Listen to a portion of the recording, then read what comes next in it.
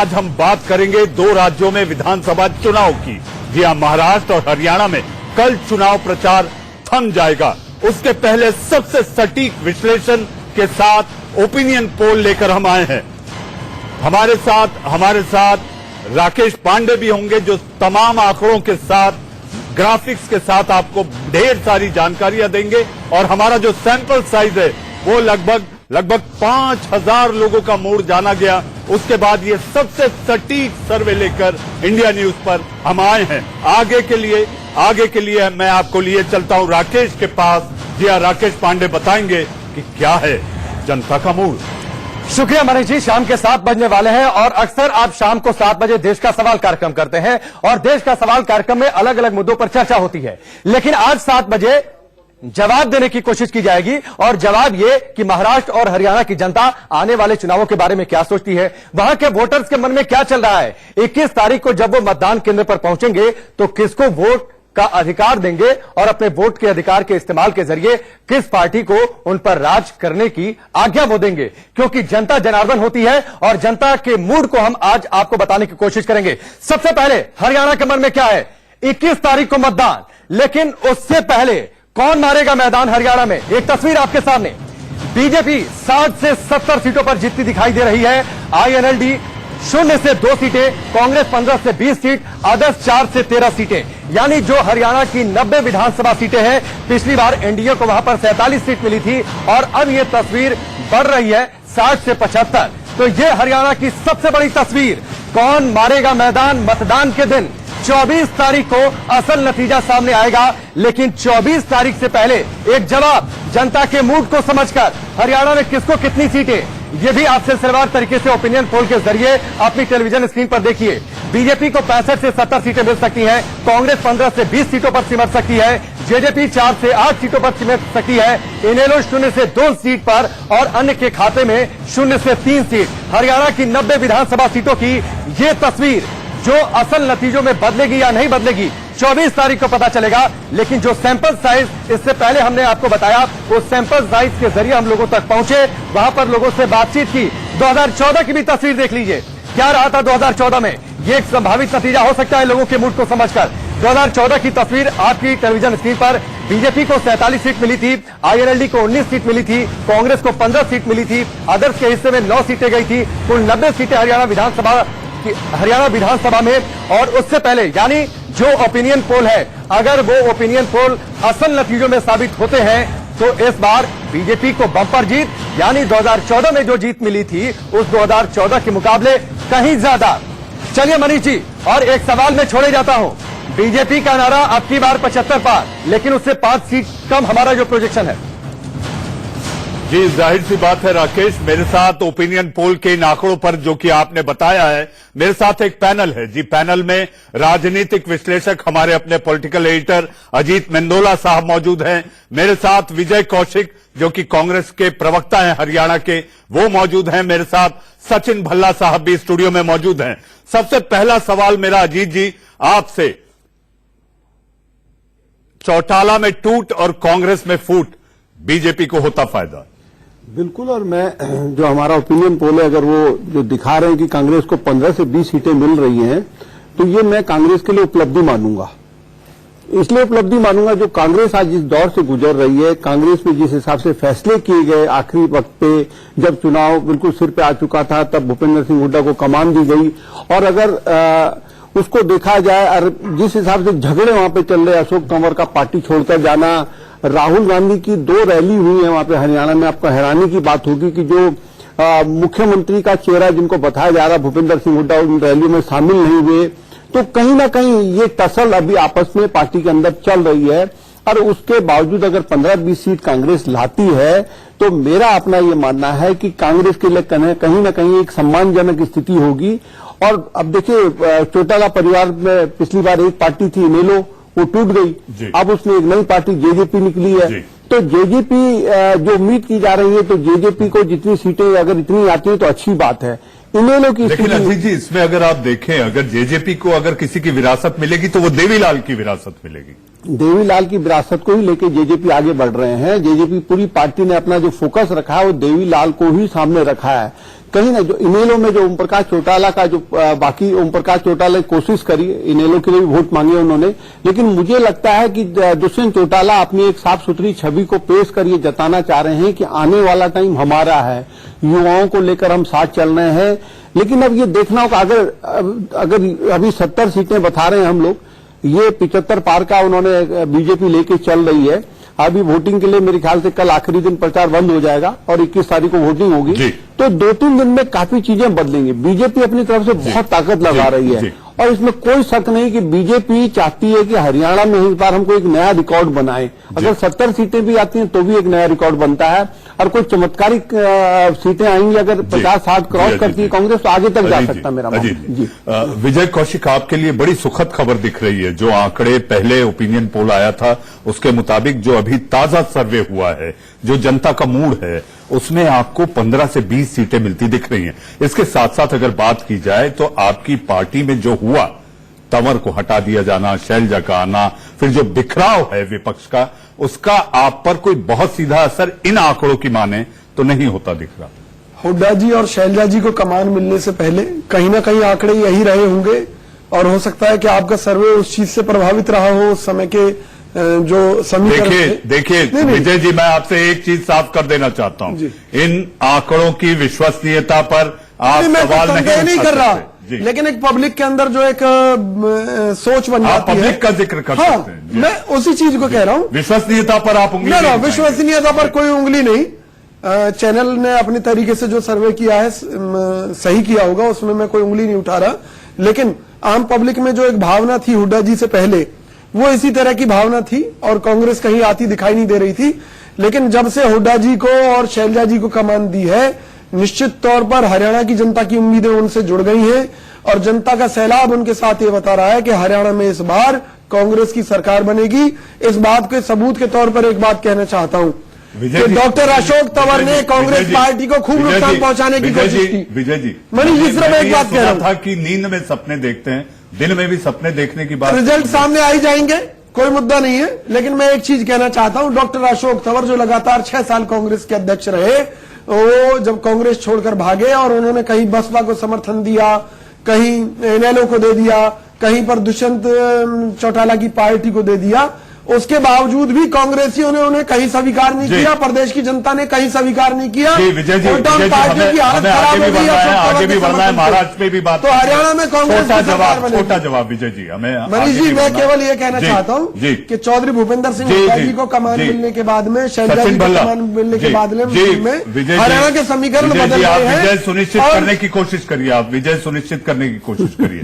सचिन भल्ला, देखिए सचिन भल्ला, विपक्ष आपस में चुनाव लड़ रहा है, इसलिए कि नंबर 2 कौन होगा? सर, ये एक मैंने पहले भी बोला था कि ये एक सिक्के के 2 पहलू हैं। अभी जो विजय जी बोल रहे थे, अजीत जी बोल रहे थे, जो इनके बारे में इनका साफ मुझे क्लियर बोलना ये दिखा रहा था कि एक बार तेरी बारी, एक बार मेरी बारी।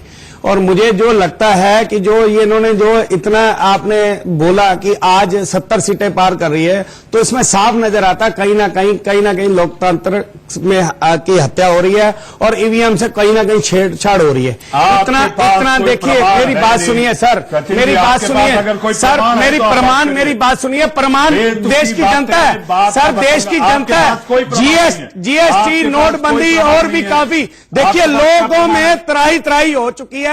इस टाइम इंडिया के अंदर आप देखेंगे, आप बिजनेसमैन को देखेंगे, जीडीपी को देखेंगे, आप देखेंगे, आप रिटर्न मेरे जैसा आदमी जो 60 लाख की रिटर्न भरता था, वो डाउन होकर 20 लाख पे आ गया। ये सारी धांधली नजर आ रही है।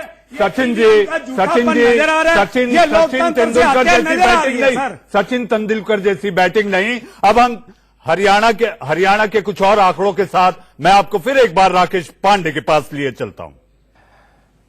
Over to you Rakesh.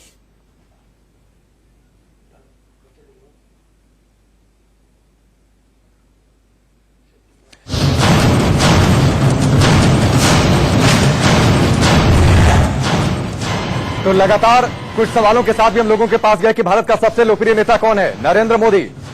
प्रधानमंत्री नरेंद्र मोदी को 78.7% लोगों ने माना कि सबसे लोकप्रिय नेता। ममता बनर्जी 0.6%। राहुल गांधी 6.8% लोगों ने माना, प्रियंका गांधी 5.8% और अन्य ने कहा, अन्य नेताओं की बातचीत की गई तो अलग अलग लोगों ने अलग अलग नेताओं के राय में दी, वो आंकड़ा जो है वो 8.1% का है। हरियाणा में सबसे बड़ा चुनावी मुद्दा क्या है, यह भी हमने लोगों से पूछा। धारा 370 को लेकर 6.4% लोगों ने माना कि बड़ा चुनावी मुद्दा, जाट आरक्षण को 3.1% लोगों ने माना मुद्दा, राम मंदिर को 2.8% लोगों ने माना मुद्दा, रोजगार 49% लोगों ने माना कि ये बड़ा मुद्दा है। इसके साथ ही ये सवाल भी हमने पूछा कि क्या आप जम्मू कश्मीर से धारा 370 हटाने के फैसले से सहमत हैं। 85.8% लोगों ने माना कि हाँ बिल्कुल सहमत हैं। उन्होंने सरकार के फैसले के साथ अपनी सहमति जताई। ये भी सवाल हमने पूछा कि हरियाणा का सबसे लोकप्रिय नेता कौन है। मनोहर लाल खट्टर यानी मौजूदा मुख्यमंत्री के पक्ष में 46.7% लोगों ने अपनी राय सहमति के तौर पर जताई, जबकि इसके करीब करीब आधे में है भूपेंद्र सिंह हुड्डा यानी 23.5% लोगों ने माना कि भूपेंद्र सिंह हुड्डा लोकप्रिय नेता है, लेकिन सिर्फ 23.5% लोगों ने। दुष्यंत चौटाला के हिस्से में 18.1% लोगों की राय, जबकि अन्य के हिस्से में 11.7% लोगों की राय। इसके साथ ही एक और सवाल जो लेकर हम जनता के बीच गए कि क्या आप मानते हैं कि कांग्रेस में नेतृत्व का संकट है।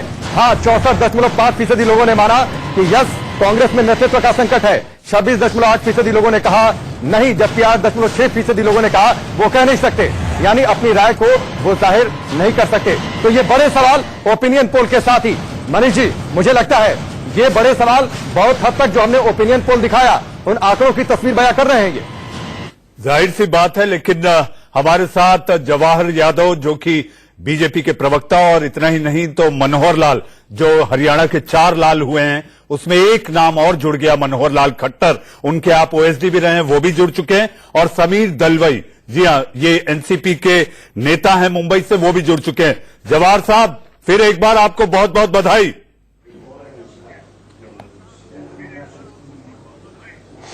धन्यवाद। और ये बधाई मैं आपकी इसलिए स्वीकार कर रहा हूं कि आपके पहले सर्वे में भी आया था, आपके अलावा और जो सर्वे सब में यही मैंडेट आ रहा है, और आपने तो अभी कुछ घंटे पहले इस सर्वे को समाप्त किया, उसके आधार पे भी यही निर्णय आ रहा है। और मेरे एक मित्र अभी कोई ईवीएम का रोना रो रहे थे, मुझे नहीं पता वो किस पार्टी का था, तब तक मैं उनको केवल सुन पा रहा था, देख नहीं पा रहा था। तो ये बताइए कि जब 70 में से 67 सीटें केजरीवाल ले गए थे तब वो ईवीएम कहां चली गई थी। इसलिए जनता के जनादेश को स्वीकार करना चाहिए। ये आने वाला जनादेश 24 अक्टूबर को फिर सबके सामने आएगा। दूसरा, ये वो सरकार ऐसी है, एक रिकॉर्ड बनाने जा रहे हैं हरियाणा के इतिहास को लेकर बताऊं, आज तक हरियाणा के इतिहास में कभी नहीं हुआ कि एक पार्टी जो सत्ता में रही है दूसरी बार भी वो बहुमत के साथ सत्ता में आई है।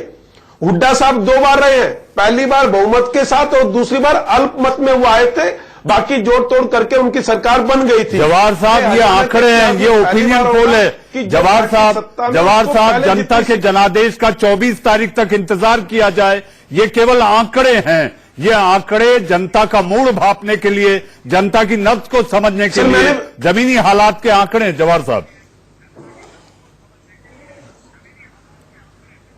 देखिए, मैं तो तथ्यों पे इसलिए कह रहा हूं, जींद उपचुनाव हुआ विधानसभा का, जिसमें हम चौटाला के युवराज को भी हराया और इनके रणदीप सुरजेवाला कांग्रेस के जो चेहरे माने जाते हैं उनको भी जींद उपचुनाव में हराया। वो देश के वो सीट पहली बार हम जीते। उसके अलावा 5 नगर निगम चुनाव हुए, 5 के 5 में हम जीते। लोकसभा की 10 सीटें जीते। सर ये जब से ये ईवीएम आया, आपने अभी बोला कि पेट में दर्द हुई है। मैं कह रहा हूं भारत की जनता से पूछो जीएसटी में कितनी दर्द हुई है, व्यापारी मर गए हैं। मेरी बात सुनिए, नोटबंदी में आपने, नोटबंदी के लिए आपने क्या क्या किया। आप कह रहे हैं पेट में दर्द हो रही है। ईवीएम आप क्यों नहीं हटाते इसको। ईवीएम ऑटो रिक्शा में ईवीएम नहीं होगा। सचिन भल्ला आप बैटिंग रोकिए, सचिन भल्ला समय नष्ट न करें। ये बीच में कहां से आ गया इस वक्त, ये बीच में कहां से आ गया। रणदीप सिंह सुरजेवाला के बारे में मैं दावे के साथ कहता हूं, आज मोदी सरकार पूरी तरह से उनके क्षेत्र में लगी हुई है। अरे सर, मैंने हरा नहीं सकती। मैंने आप लोग को रणदीप सुरजेवाला से आप लोग इतना डरते हैं, आपको डर है कि वो बीच में सरकार की आप नाकामी, खट्टर सरकार की आप नाकामी जनता हुई है। अरे सर, मैंने हरा नहीं सकती। मैंने आप लोग को रणदीप सुरजेवाला से आप लोग इतना डरते हैं, आपको डर है कि वो बीच में खट्टर सरकार की आप नाकामी, खट्टर सरकार की आप नाकामियां जनता तक लेके पहुंच नहीं सके। सचिन भल्ला, विजय कौशिक, आप सरकार की नाकामी लेके जनता से कनेक्ट नहीं कर पाए। आप क्या बात कर रहे हैं? सुरजेवाला जी उठा इनके खिलाफ आपने क्या आंदोलन किया? आपने क्या आंदोलन किए? बेरोजगारी का जो इंडेक्स है, बेरोजगारी की दर 28% है। आपने क्या किया? की समस्याओं को लेकर, अरावली को लेकर, हरियाणा में हुए घोटालों को लेकर हमने लड़ाई लड़ी है। मैं बताता हूँ, रुकिए, ये चिदम्बरम के सहायक के फर्जी आंकड़े सहमत हूँ। देखिए, टीवी में बहस करने तक सीमित रहा विपक्ष। कोई विपक्ष ने आज तक बताइए बेरोजगारी को लेकर कौन सा आंदोलन खड़ा करा? कोई आंदोलन खड़ा नहीं कर पाया विपक्ष। और उसका नतीजा देखिए, अब आप ईवीएम को कहें, ये कहें जीएसटी को, नोटबंदी को, राहुल गांधी जी भाषण दे रहे थे, राफेल को बोल रहे थे। मेरा ये मानना है का विषय आपने अपनी 2014 में मैनिफेस्टो में जो कहा है वो बताओ। आपने कोई भी काम नहीं किया, इससे साफ नजर आता है। देखिए ईवीएम के ऊपर कहीं ना कहीं आप रुकिए, अजीत जी को सचिन जी देखिए कहीं ना कहीं देखिए, हरियाणा में महाराष्ट्र दोनों राज्यों की हम सिलसिलेवार आपसे चर्चा करते हैं। आप बताइए कि कांग्रेस का नेता कौन है हरियाणा में? कांग्रेस ने कौन सा आंदोलन वहां पे खड़ा किया? राहुल गांधी ने भूपेंद्र सिंह हुड्डा को जिम्मेदारी देने में 2 साल क्यों लगा लिए? जब कमलनाथ वहां के जनरल सेक्रेटरी इंचार्ज बने थे हरियाणा के, उन्होंने ये फॉर्मूला दिया था। क्यों राहुल गांधी ने रोक के रखा? राहुल गांधी ने लोकसभा से इस्तीफा, कांग्रेस के अध्यक्ष पद से इस्तीफा छोड़ दिया। जी, ये तक सुगबुगाहट आ गई थी कि हुड्डा जा रहे हैं। हुड्डा जा रहे हैं। मैं कह रहा हूं कि कहीं ना कहीं आप देखिए, अपनी लाइन को लंबी खींचने के बजाय आप ये कहो कि साहब ईवीएम में गड़बड़ी हो गई या बीजेपी में गड़बड़ी कर रही है। आप ये तो देखो विपक्ष कहां खड़ा है, विपक्ष की क्या भूमिका निभा रहा है। देखिए आप देखिए, नहीं क्या किया आपने, क्या किया? आप अपने गिरेबान में एक बार झांक तो ले। मैं पार्टी से नहीं हूँ, कितने बच्चे मर गए दवाई के लिए? साफ कर दूं, मैं पार्टी का पक्ष नहीं ले रहा हूं, मैं राजनीतिक दल से नहीं हूं। मैं सिर्फ ये कह रहा हूं कि विपक्ष क्यों नहीं अपनी जिम्मेदारी निभा रहा है, विपक्ष क्यों भाग रहा है मैदान छोड़ के। राहुल गांधी ने अध्यक्ष पद क्यों छोड़ा? सड़क पे उतर जाते थे। कौशिक, विपक्ष आपस में नंबर 2 के लिए लड़ रहा है। उन्होंने कहा कि वे आप मैदान कार्यकर्ता बनकर कांग्रेस की तरफ से जनता की लड़ाई लड़ेंगे और क्यों नहीं भूपेंद्र सिंह हुड्डा को आपने 2 साल पहले जिम्मेदारी दे दी? लगातार सवाल भागे जा रहे हैं। जवाहर यादव से जवाब। जवाहर जी क्यों नहीं? जवाहर जी, ये तमाम सवालों का जवाब।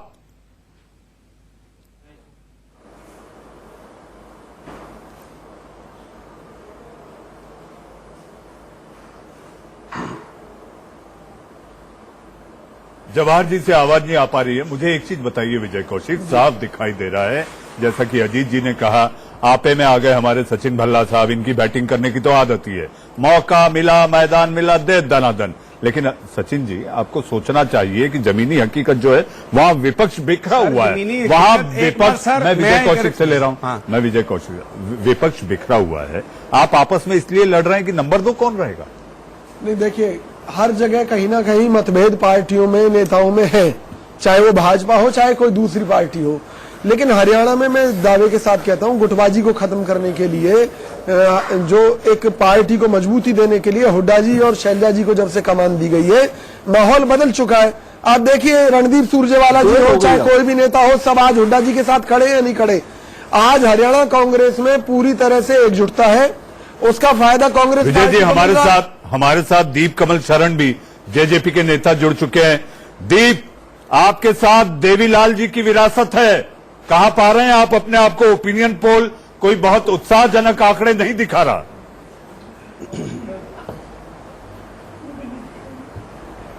सर, मैं एक तो आप सभी को नमस्कार करता हूं और आपके ओपिनियन पोल, क्योंकि आपने शुरू में ही कहा कि इसकी विश्वसनीयता पर सवाल ना खड़ा किया जाए, क्योंकि मेरा मन तो बहुत है, लेकिन आपने क्योंकि पहले ही कह दिया इसलिए मैं उस पर टिप्पणी नहीं करूंगा। बहुत बहुत आभार। जैसे चौधरी देवीलाल जी की विरासत का जिक्र किया, हम बहुत संतुष्ट हैं अपने काम को लेकर, अपनी मेहनत को लेकर, जो पिछले 1 महीने में खासतौर से हमारे प्रमुख नेताओं ने की है। हम ये नहीं कहते कि हम 60-70 सीटें जीतेंगे, हाँ 40 से 45 सीटों पर हम बहुत मजबूत हैं, उसके आसपास हम जरूर पहुंचने वाले हैं। दीप, मैं आपके पास एक छोटे से ब्रेक के बाद आऊंगा। दीप, मुझे एक ब्रेक लेने की मजबूरी है। ब्रेक के बाद महाराष्ट्र पर होगी चर्चा। क्या कहता है महाराष्ट्र का मूड? ओपिनियन पोल लगातार जारी है।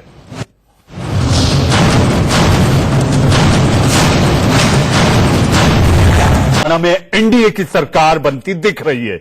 आइए अब मैं आपको सीधा लिए चलता हूं मेरे सहयोगी राकेश पांडे के पास, जो बताएंगे कि महाराष्ट्र में क्या है मूड और जनता क्या सोचती है, किसकी बनेगी सरकार। दिल्ली में नरेंद्र और मुंबई में देवेंद्र।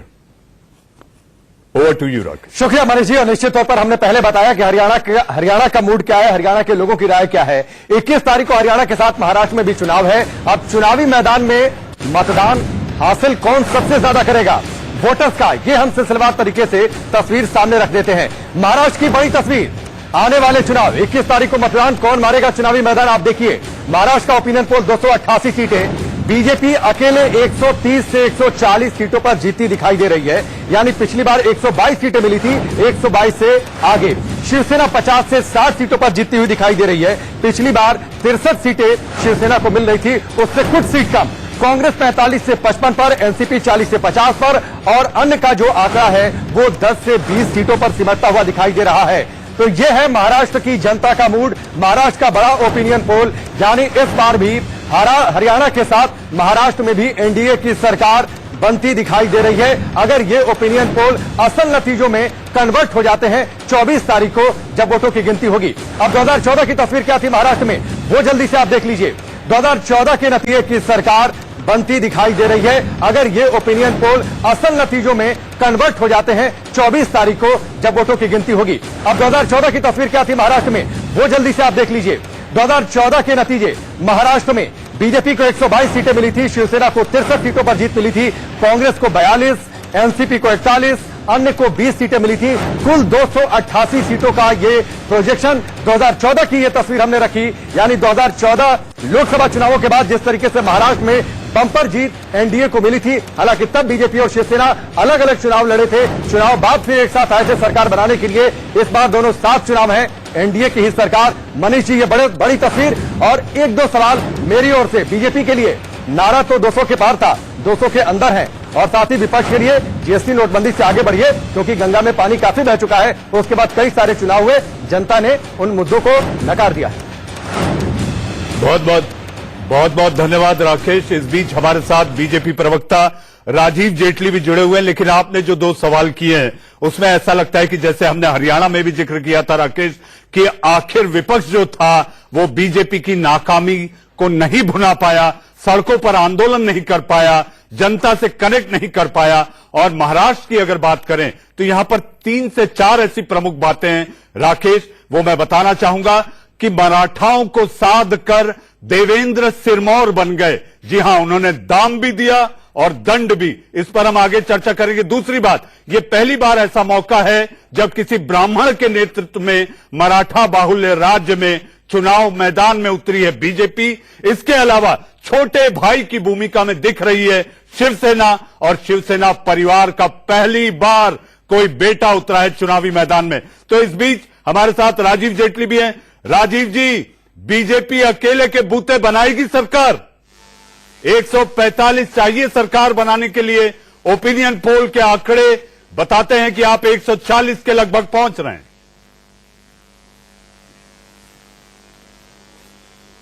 देखिए, अलग अलग ओपिनियन पोल आज देखने को मिल रहे हैं। अलग अलग ओपिनियन पोल में कहीं 194, कहीं 200, कहीं शायद 200 से भी ज्यादा हो, इतनी सीटें भारतीय जनता पार्टी की दिखाई जा रही हैं। आप Bharatiya Janata party clear cut win की तरफ बढ़ रही है। केवल आज हमारी चुनौती ये नहीं है कि हम कितनी सीटें जीत रहे हैं। आप विश्वास कीजिए, विधानसभा स्तर पे हर प्रत्याशी ये सोच रहा है कि मैं कितने मार्जिन से जीत रहा हूं। आज चुनौती ये नहीं है कि मेरी सीट जीती जाएगी या नहीं जीती जाएगी। 2 तरीके के विद्यार्थी होते हैं, एक सोचते हैं जो मैं पास हो जाऊं, एक दूसरा विद्यार्थी होता है जो सोचता है कम से कम मेरिट में आऊं। तो हमारे जो प्रत्याशी है वो मेरिट के लिए लड़ाई लड़ रहे हैं, जीत हार के लिए नहीं लड़ रहे हैं। और यही आपके जो ओपिनियन पोल है उसके अंदर साहब, मैं आऊंगा, इनको पहले से मैं आऊंगा। नहीं, वो अपना पक्ष तो रख लें, ओपिनियन पोल पे आपसे भी बात करूंगा मैं। जी, आप बात पूरी करें राजीव जी।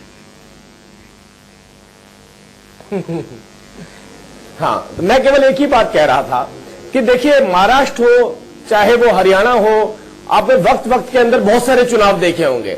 नगर निगम देखा जो बिल्कुल जमीन पे जाकर होता है, जिला परिषद के चुनाव देखे जमीन पे जाके ग्रामीण स्तर पे होते हैं, लोकसभा का चुनाव हुआ जो राष्ट्रीय स्तर पे होता है। कोई भी ऐसा चुनाव नहीं था जिसमें कोई राजनीतिक पार्टी अपना चेयरपर्सन बना पाई, अपना मेयर बना पाई। और लोकसभा के अंदर देखिए किस तरीके के हालात आए। तो ये बहाना बार बार देना कि आप राष्ट्रीय मुद्दों के ऊपर चुनाव लड़ते हैं प्रदेश के अंदर, और ये कोई महाराष्ट्र के अंदर जो हमने अपना मैंडेट लिया ऐसे ही नहीं लिया। मैं आपके पास आऊंगा, मेरे साथ मुंबई से निवेश होता था महाराष्ट्र के अंदर, राजीव जी 60,000। राजीव जी कुछ और बातें जो मैं आपसे करूंगा, मेरे साथ मुंबई से 10 सेकंड में खत्म कर दूंगा अपनी बात। जी।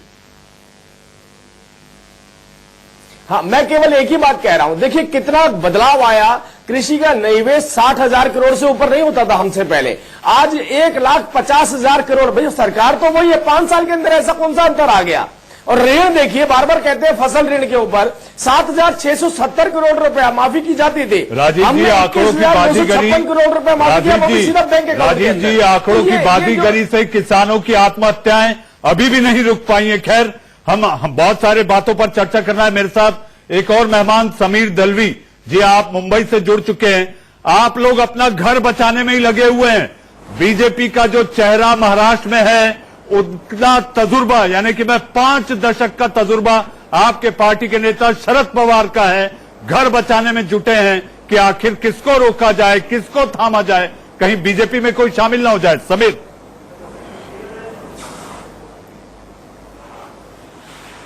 भाई साहब, आप शायद दिल्ली से प्रोग्राम कर रहे हैं, थोड़ी बातें आपको मैं करेक्ट कर दूं। पहले तो मेरा नाम डॉक्टर समीर दलवाई है, दलवी नहीं, मगर वो ठीक है, जस्ट क्लियर कर रहा हूं। दूसरी बात, जब आपने कही महाराष्ट्र की राजनीति की, तो 2-3 बातें मैं बताना चाहूंगा। पिछले 6 महीने में लोकसभा इलेक्शन चुनाव जो हुए थे, उसमें बीजेपी शिवसेना जिन्होंने इलेक्शन साथ में लड़ा था, वो 227 सीट्स में वो लोग लीड कर रहे थे आउट ऑफ 288। अभी भी जो ऐसा है कि आपके जो यहाँ जो मुख्यमंत्री है, वो बड़े गर्व के साथ बड़े डंका पे कह रहे हैं कि हमारे 240 सीट आएंगे।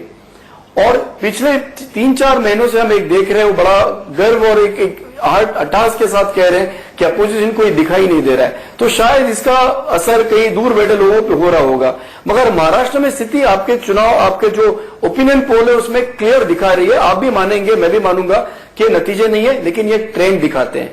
और ओपिनियन पोल ट्रेंड आपका ये दिखा रहा है कि पिछले चुनाव के कंपैरिजन में कांग्रेस और राष्ट्रवादी कांग्रेस अपने सीटें बढ़ा रही है।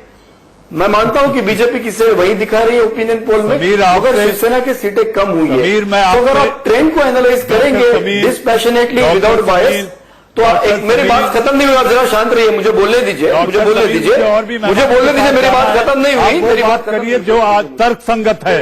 इस समय कांग्रेस अपना अस्तित्व बचाने में जुटी हुई है। आप अगर बात करने नहीं दे रहे तो मुझे बैठना नहीं है, आप बात करने नहीं देंगे तो मुझे बैठना नहीं है। आपकी बेतुकी बातें भी हम डाइजेस्ट नहीं करेंगे डॉक्टर। मुझे भी doctor you are here to discuss. जब हम ट्रेंड देख रहे हैं, जो हम ट्रेंड देख रहे हैं कि पूरे महाराष्ट्र में जमीन पे वो स्थिति नहीं है जो आप कह रहे हैं।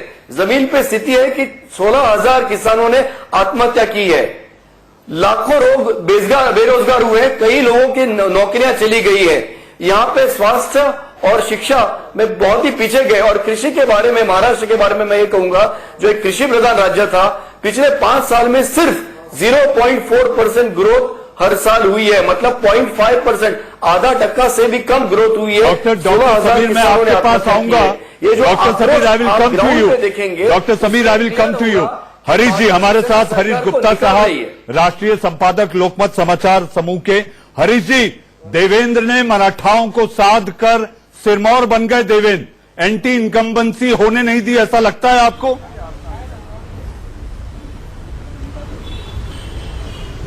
देखिए, जो लोकसभा चुनाव के नतीजे थे उसमें भाजपा और शिवसेना मिलकर लड़े थे, तो उनको 50% से ज्यादा वोट लोकसभा में मिले।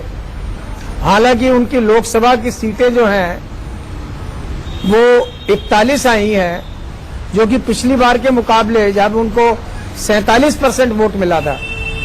तो यहां ये बात अपने को ध्यान रखनी पड़ेगी कि कांग्रेस और एनसीपी का वोट बैंक 3% गिरा और भाजपा और शिवसेना का वोट 3% बढ़ा।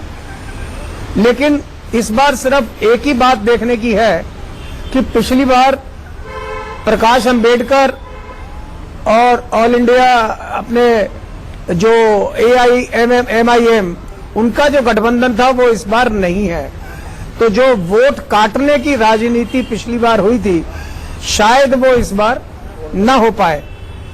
उसके बावजूद भाजपा और शिवसेना का गठबंधन, खुद कांग्रेस के लोग और एनसीपी के लोग प्राइवेट में ये मानते हैं कि भाई 190 से लेके 200 के बीच में ये गठबंधन है। हमारी स्थिति खराब है, लेकिन पहले से हम कुछ बेहतर करेंगे।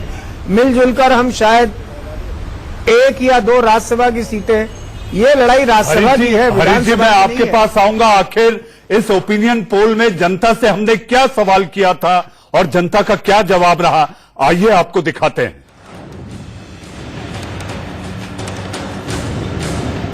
जनता से हमने सवाल किया था, देवेंद्र फडणवीस सरकार के काम को आप कैसा आंकते हैं? जी हाँ, 75% लोगों ने कहा अच्छा, 23% लोगों ने लगभग कहा खराब और 1% लोगों ने कहा कह नहीं सकते।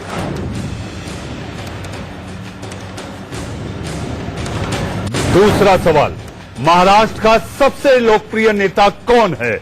जी हां, 48.3% लोगों ने कहा देवेंद्र फडणवीस। आदित्य ठाकरे, जी हां, पहली बार ठाकरे परिवार का चेहरा मैदान में है। 12.6 लोगों ने कहा कि ये दूसरा सबसे लोकप्रिय चेहरा हो सकता है। सुप्रिया सुले, जी हां, शरद पवार की बेटी, 7.8% लोगों ने तीसरे नंबर पर रखा। उसके बाद अशोक चौहान, जी हां, शंकरराव चौहान के बेटे, महाराष्ट्र के पूर्व मुख्यमंत्री, 9.7% लोगों ने कहा कि अशोक चौहान चौथी पसंद और अन्य के लिए 21%, 6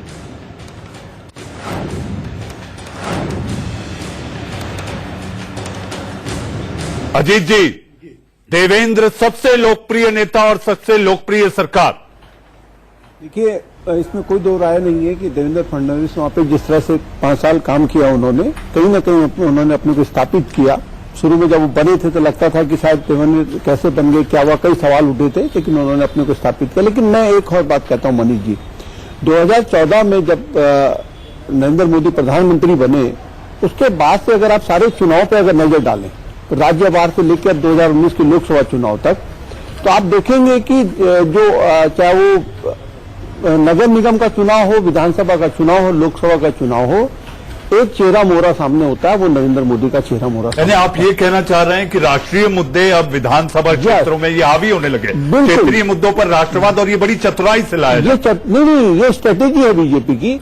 और दुर्भाग्य क्या है विपक्ष का कि कांग्रेस सबसे बड़ी विपक्षी पार्टी है, उनके नेता राहुल गांधी ये बात समझ ही नहीं रहे हैं। वो कहीं ना कहीं उनके जो बीजेपी जो ट्रैक जो जाल बिछाती है उसमें फंस जाते हैं। वो अभी मैं एनसीपी के प्रवक्ता को सुन रहा था, वो बड़ी बात कर रहे थे। हमारा ये जो ओपिनियन पोल है, उन्होंने बहुत सम्मानजनक सीटें दी हैं कांग्रेस को, एनसीपी को, इससे इनकार नहीं कर सकते हो। अदरवाइज मेरा ये मानना है कि जो ये पता नहीं सीटें नहीं दी, लोगों ने सीटें दी, बात है। विजय कौशिक, एक छोटा सा जवाब। राहुल गांधी ट्रैप में फंस गए, बिल्कुल ट्रैप में फंस गए, ये लोग नहीं मान रहे हैं। ये लोग प्रासंगिक बने रहने के लिए संघर्ष कर रहे हैं। विजय कौशिक महाराज, आंदोलन कहाँ करा? शरद पवार कौन से जेल चले गए? राहुल गांधी कौन से? विजय कौशिक, एक छोटा सा जवाब, फिर मुझे ब्रेक लेना है। जुड़े मैं दावे के साथ एक बात कहना चाहता हूँ, राहुल गांधी जी से सरकार बौखलाई हुई है। दूसरा मैं ये कहना चाहता हूं, आ रहा हूं आपके पास, एग्जाम के टाइम पर जो नकलची बच्चे होते हैं, जिनकी अंदर सेटिंग होती है, वो निश्चिंत होते हैं। जैसे भाजपा प्रवक्ता निश्चिंत है कि पास तो वो है ही, महाराष्ट्र हरियाणा विधानसभा चुनाव पर ओपिनियन पोल लगातार जारी है। हम महाराष्ट्र पर चर्चा कर रहे हैं। अब वक्त है एक छोटे से ब्रेक का। सबसे सटीक और विश्वसनीय विश्लेषण के साथ आप देख रहे हैं ओपिनियन पोल। ब्रेक के बाद आपका स्वागत है।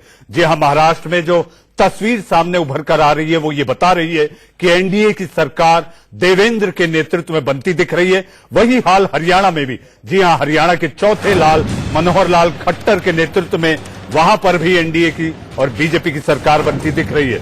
जी हां, बीजेपी को महाराष्ट्र में 130 से लेकर 140, शिवसेना 50 से 60, कांग्रेस को 45 से 55 सीटें मिलती दिख रही हैं, एनसीपी 40 से 50 के बीच में और अन्य को।